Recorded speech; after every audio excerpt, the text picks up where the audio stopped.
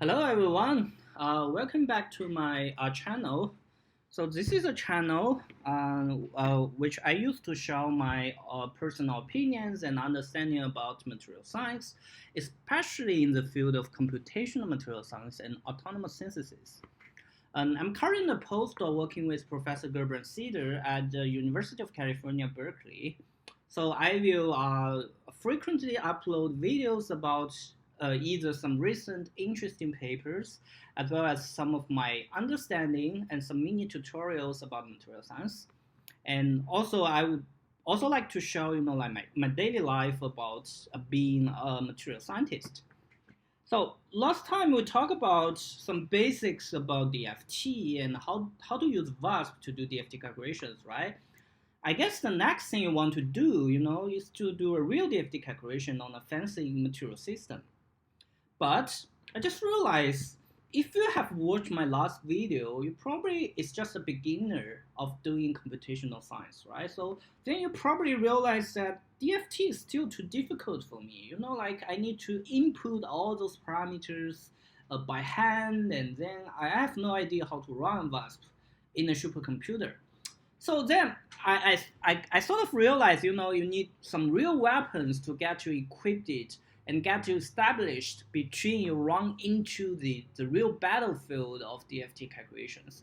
So in that case, I'd like to develop another two sections to set you up for DFT calculations. So the first section will be Python primer. So we really need some programming language that is both easy to be understood as well as easy to be used to help you processing the VASP input and output files. And the second part will be some basics about the Linux operation system, because you will never do DFT calculation in a Windows platform. So in that case, you have to learn about Linux, at least a little bit about Mac OS, and then also some of the basic command line tools, for instance, like shell, sometimes Perl, and things like that. So that will be the following two sections that I'm going to post in the channel. So today, let's get started with the Python primer. So if you have no idea of Python and if you have almost no background about programming, so this slide is probably for you. Like here, I'd like to introduce a little bit about like the relationship of different language. I'm pretty sure you have heard about something like C++, a machine language, and also like Python, MATLAB, and things like that. So sometimes you may be confused about what are the difference between them, which language I should choose, and what is the advantage and the disadvantage for those languages. So let me give you about the hierarchy structures of those computational languages. Like the first one, eventually we're using a computer to do all the stuff for us, right? So computer is made of a circuit of transistors.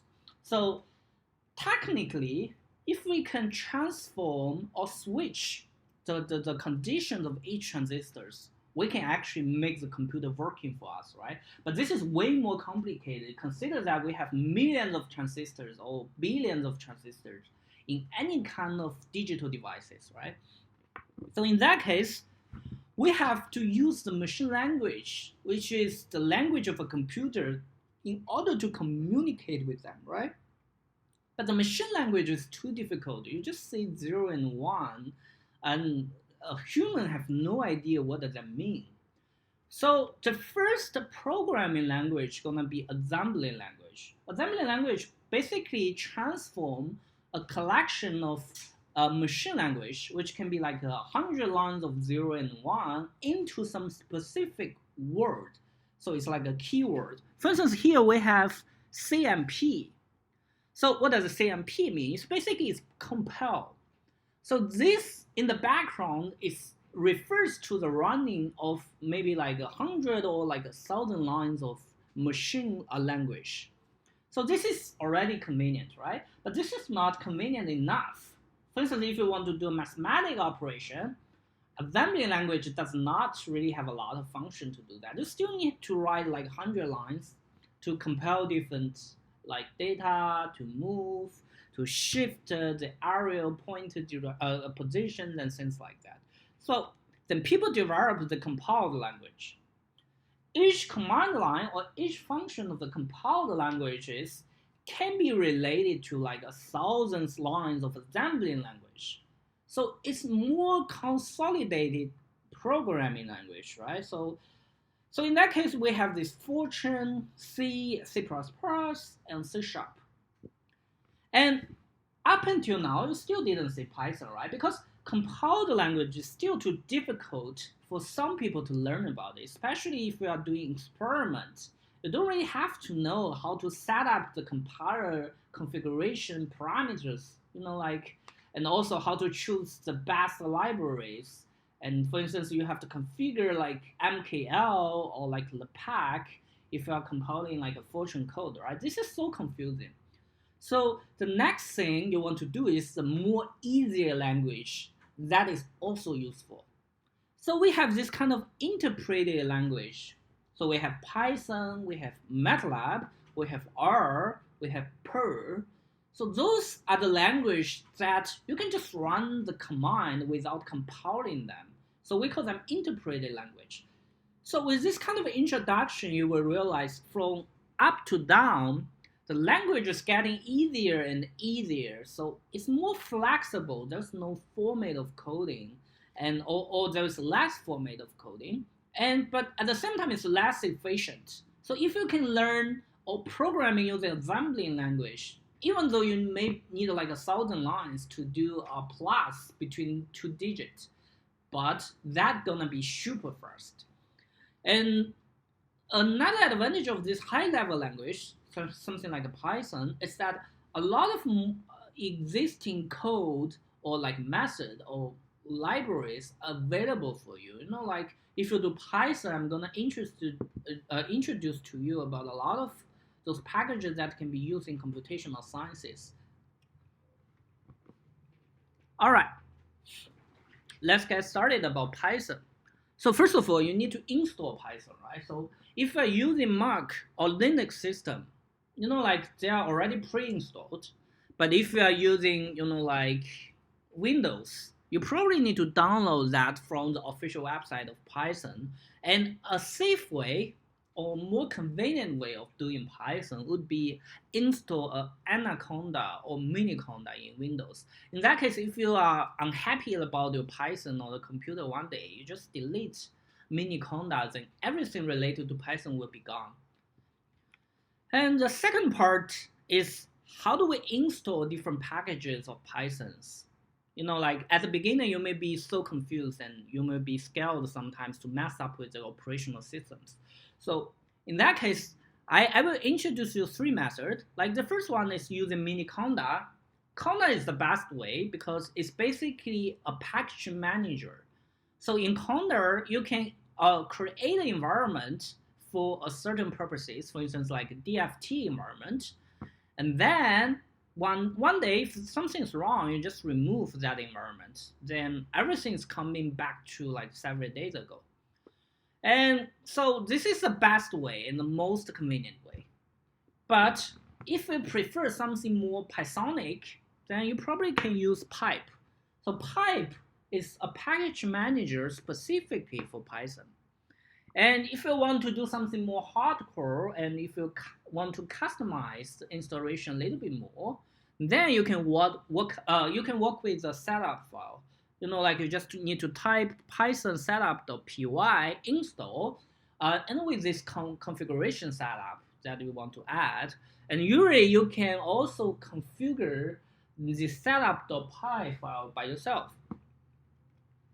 And the third thing is the cool things of writing your Python. Like there are different developing environments for Python. So if you want to learn something, the most important thing you want to do is being able to interact with the command, right? After you type into one command, you want to run it right away so you can see what exactly happens, right? So in that case, Jupyter Notebook will be the best tool you want to use. And if you want to do something more professional and standard, so you probably need IDE, which is an integrated development environment. So in that case, your Python will look more professional because you have all those structures and you have those development tools and debugging tools that are ready in those IDEs. So some example gonna be like you can use PyCharm or some other development tools like VS Code, etc. So depending on which operational system you are using it, which is your best developing environment. So PyCharm here is actually my favorite. And if you want to do things more flexible, for instance, if you are already familiar with Python, you know all the functions, and you don't really need a hint like what people expect in the IDE, right? So in that case, you can use anything to write a Python as long as it's a text file. So there are some cool text editors, which is really lightweight. You just need a USB and put those kind of software in your USB, and then you can write a Python anywhere. So in that case, you can play with probably like VIM if you are doing Linux or Mac OS. And if you are doing Windows, you can probably also use Notepad. Notepad is sufficient enough to write in like a script language, which is interpreting a language as I just mentioned in the last in the previous slides. And Notepad++ is a better tool that is compatible with most of the mainstream languages. So it's highly suggested here as well. All right. So if you want to, accumulate your knowledge about Python, you probably also need some other resources, right? Because I was just giving you like maybe less than 1 hour of tutorial about Python, and then you are back on your own. So if you want to get more knowledge about Python, there are some books. I'm a fan of collecting books. So you can probably, if you're a beginner, you can look for some books like Introducing Python. And then if you want to be more professional, then you probably want some book like Effective Python. And if you want to do things more specifically, then you can probably use these two books. I mean, as a computational material science, what do? We do basically first computational physics, right? We do Monte Carlo, molecular dynamics, and all sort of a basic and well-established computational models for in the field of material science and condensed matter physics. And the other thing you do as a material scientist is machine learning, right? So those are the two specific books that you probably want to check out if you want to get established in that direction. And also, I offer you some links. So feel free to Google online. There are tons of information online. So I will collect some of them and restate that in my slides in a more organized way. But the best way to learn Python is to Google yourself. All right, so a little bit about the motivation. I have been talking for 10 minutes, then you may still be confused. I'm doing experiments. Why do I need to learn Python? So there are two advantages as an experimentalist to do Python. The first thing, it's a cool thing, right? So it's very special if you're an experimentalist, which is very good at programming using Python. So you can stand out from your colleagues. And the second advantage is, you have more job opportunities in the future. And the most important reason is that you can free yourself from the labor work with minimum time investment. You probably spend one afternoon learning some basic command of Python, and then you can get rid of a lot of the labor works by putting data and plotting data manually. So this is the huge gain that I want to claim as an experimentalist. All right, some basics about Python. So I'm not going to show you some command like this, like 100 Python lines, and I'm going to tell you, oh, what does this line mean and what does that line mean? I think this doesn't really help for beginners, right? So because you are so confused about all those lines and format and these keywords and these functions, some people does not even know what is the difference between different type of data, right? So let me give you a user-friendly introduction about different pieces of Python code, how to break down a Python code. The basic element of a Python code are basically two things. It's either a data or an operator. So what is a data? Data can be a number, can be a string, can be some data, special data type. Like in Python, you have list, tuple, dictionary, set, and etc. So what is operator? Operator is basically the operation you want to do, right? So to play with the data, you want to, for instance, do some mathematical operations, and you want to add a function to it. For instance, if you define a function is like print data information, then the operation you do is basically call this function and print the information, right? So that's are the two basic elements in Python, and that's only two of them. And then you start to write code, right? So a code is basically a blend of data and operators. You need to tell the Python interpreter that which data you're going to play with and what is the operation to that data. For instance, here I print, I am happy working from home. Like basically the operator here is print, and the data here is the string. And then another kind of operation is that, like I want to transform this list into an array. So I call the numpy array with a bracket indicating that this is a method, which is one type of operator. And then you input the data, which is a list of number, and then you transform that into a numpy array. So this is some sort of coding language, coding command that we write in Python. This is the second piece. This is basically what does each line of Python mean, right? So in that case, then we start to write different lines of Python, and then we kind of end up with like 100 lines or 1,000 lines for specific purposes, for a specific purpose, right? So in that case, we end up with a box of Python commands, which can be functions, modules, and classes. Like functions always start with def, which is abbreviation of definition. And then you want to give him a function name, like my function, bracket, A and B. And then followed up by a list of commands. And then in the end, because it's a function, right, it has to return something. So then you sometimes have to return some parameters or some operators back to the caller of the function. So for instance, here I give example, if I define my function and bracket 1, 2, it's gonna return the value of this return of these functions back into a variable called result. And the second type is a module, right? So if you ever run any Python command, you will use this import command.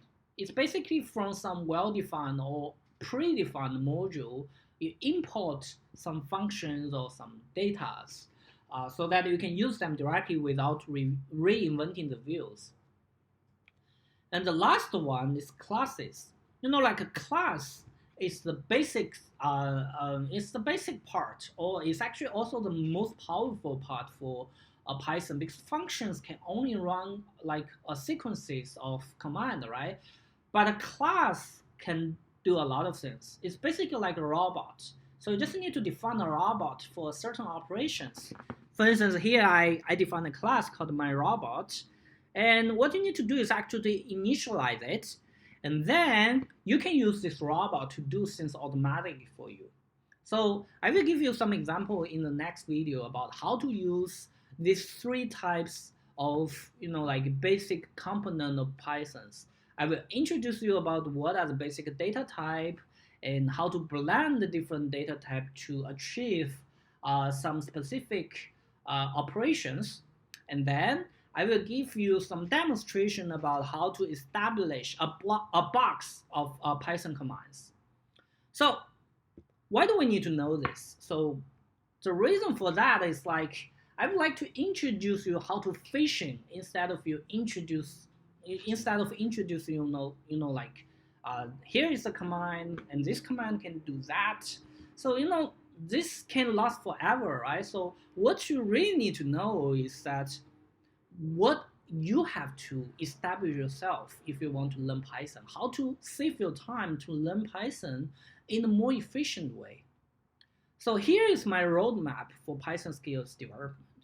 So in the very beginning, you just want to play with different commands, right? You just you just want to get familiar with different Python commands. So it's highly recommended you start with Jupyter Notebook. So in that case, you just play with some examples by changing the variable name or by doing some basic operations in the pre-existing modules. And like I will give you some examples about, for instance, like pandas and how to use that process experimental data. Here I will give you two examples about voltage curve as well as proteinized figures. So that will be your first stage. It's just mess around everywhere, playing with the script. And then after that, if you started to feel bored, like I played that for 3 days, I learned a little bit about it, but I have no idea how to write a powerful tool for myself. So the next thing you want to do is to group up the codes that you are frequently used. Like a code is not necessarily ready for you if you want to do a specific operation. For instance, you have a cool material and you want to do some unique analysis on those materials. It's very likely that you cannot find any code online. So you just have to modify some other people's code and add some new functions, right? So in that case, it's highly suggested to establish some behavior or some practice to group up the code that you used in the past few days or months. So in that case, you just need to group some of the code you use into different boxes that I mentioned. You can define a function, for instance, like cool calculation, or like a function like unique DFT modules, or like you can create a module or like a class. So whatever you like. But the cool thing is like next time, you don't have to copy and paste the command from different pieces of script. Now you have a well-established box. So you just need to open the box and run the command one by one, right? So this is the second step. You want to group up the codes that are frequently used. Then the next stage gonna be, like now I have different boxes. So the next thing, what I want to do is, like to stack those boxes to be something more powerful, right? So in that case, you probably want to develop your own gears for processing specific type of data. Like if you're doing characterization, maybe after a collection, for instance, after 3 months, you're gonna have your own module about XRD, PDF, ZENS, TM, etc. And also, like if you are doing electrochemistry, so you may have a toolkit for voltage curve, DQDV, GITT, CV, EIS, etc. So this is how to, like how to build your own castle of Python from some basic command lines. So in the end, after 3 years, you're gonna realize you already have a unique toolkit yourself. So processing data gonna be tremendously like convenient for you. Like you just need to call a command and everything's already predefined in the past few years. So you can process like millions of data in one shot. So this is the learning curve and also the roadmap that I designed for you guys. So I hope you can enjoy this in the future days of learning Python. All right, so that's so much for this video. And in the next video, I'm going to like show you with some real examples of using Pythons. So there will be 2 examples. Like the first one will be some basic Python commands, and while the second one is how to use Python and how to define different boxes to automate electrochemistry data processing. So that's pretty much for today. I will see you guys in the next video.